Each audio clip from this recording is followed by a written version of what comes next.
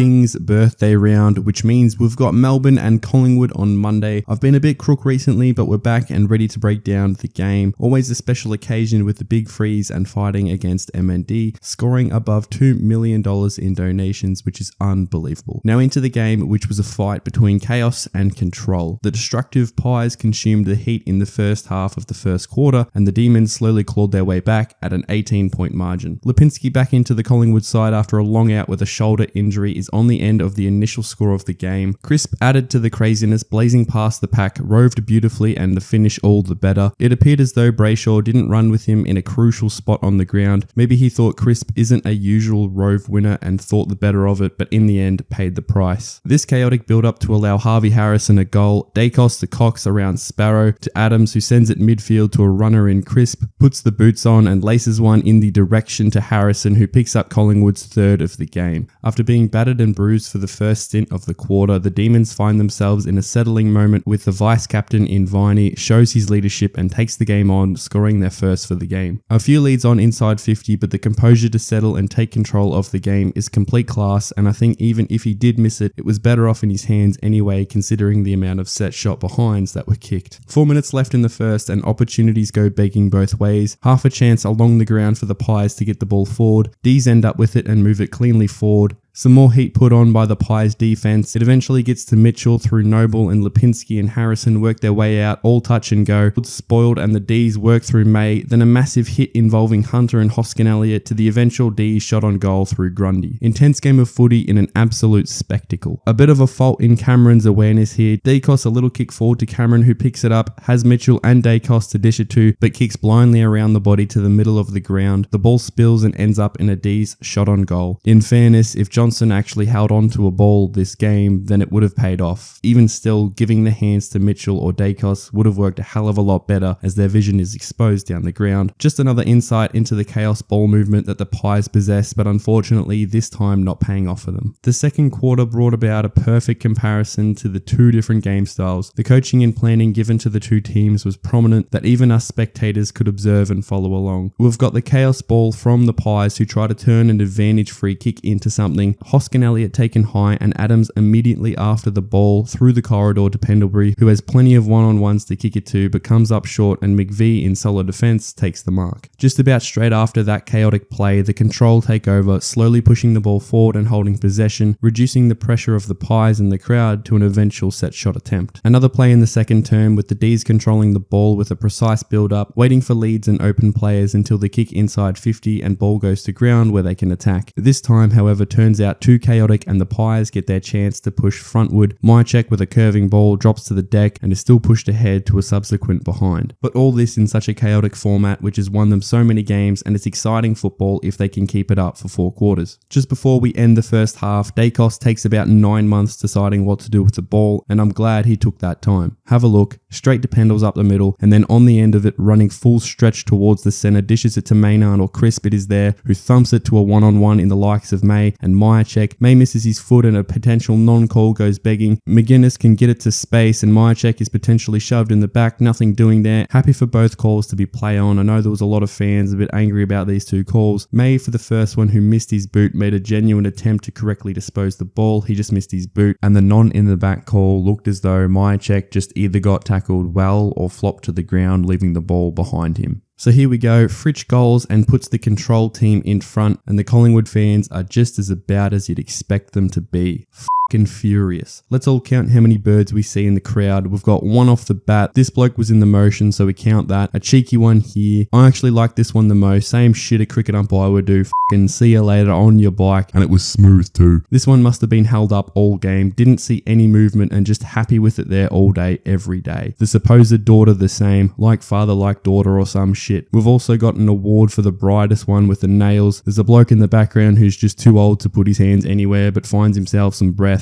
And probably the meanest one of them all with the shiny ring on it so it glares into Fritsch's eyes and blinds him. I think there was about 9 birds in the one small area, so just imagine them all across the ground. It'd be a fucking light show, I tell you. Another chaotic ball forward to the Pies, inside 50. Big fist by May, cleverly to McVee, who tries to get it to Lever, but Lipinski aware, intercepts, and the ball now scurrying further towards the goals, with 4 Pies running goalward, and McGuinness on the end of one surely would kick the ball. No. Missed it entirely, and the ball now shafted outside 50 with Brayshaw and Crisp, who is tackled, and kicks the ball over the boundary line for a non-called insufficient intent, and therefore a throw-in it shall be. I don't think he wanted to get it to the line. It was more of a I'm going to get it on the boot so I don't get pinged for holding the ball, but I definitely can see another umpire calling this insufficient intent, so benefit of the doubt given here. So here we go again, another chaotic play, and I know the Pies lost, but the way they play the game is actually fucking entertaining. Give me this every game, because if I had to watch a Ross Lyon defensive game, I'd be 6 foot under, I'm telling you now. But enough of that, the ball is now in the hands of Josh Dacos, sideways to Crisp, and forward he goes. Myercheck with a deep ball to Cox and Tomlinson. The ball scurries out the back, and McCreary on the line scrapes it in for a goal. Let's have a squeeze, and the umpire says get f***ed, and pow, the arms go. Don't need no review for this shit, and the fans are fucking livid. I would be too, until you see the replay and go, you know what, fair call, well umpired. A chaos goal to open the 4th quarter, and you'd think Collingwood and 4th quarters, name a better iconic duo. I couldn't, especially when we get a demon miss, and you guessed it, a demon miss.